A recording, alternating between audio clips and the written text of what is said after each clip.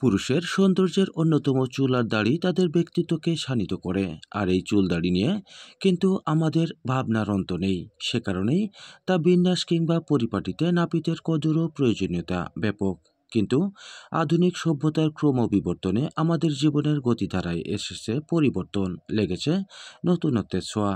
তারই ধারাবাহিকতায় গ্রামের হাটবাজার, ফুটপাত কিংবা বটতলায় ইট ফিরি কিংবা টুলে বসে নাপিতের কাছে চুল দাড়ি আর কাটা হয়ে ওঠে না, যেটি প্রায় বিলুপ্ত হয়ে গেছে। ডিজিটাল যুগের সাথে দক্ষতার অভাবে পাল্লা দিয়ে কেমন চলছে নাপিতের জীবন, এ বিষয়ে শুনবো। একই সাথে শুনবো পূর্বের নাই 5 কিংবা 3 টাকা দিয়ে চুল কাটা হয় কিনা। চলুন জানি আলাপচারিতায়। কত বছর ধরে আপনি চুল কাটেন? প্রতি হাটে আজকে যেমন এসছেন, কত টাকা এখান থেকে চুল দাড়ি কাটিয়ে আপনার ইনকাম হবে? 200, 250, 300। তাতে করে কি আপনার সংসার চলে?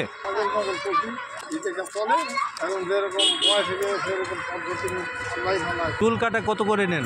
শুধু চুল হলে 50 টাকা, শুধু দাড়ি হলে? ও 20 টাকা। তো এখন তো চুল কাটার দোকানগুলো অনেক আধুনিক। আর পারি না আমি, ওটা একটা চেয়ার রেখে দিবি, এখন মাছ আসছে।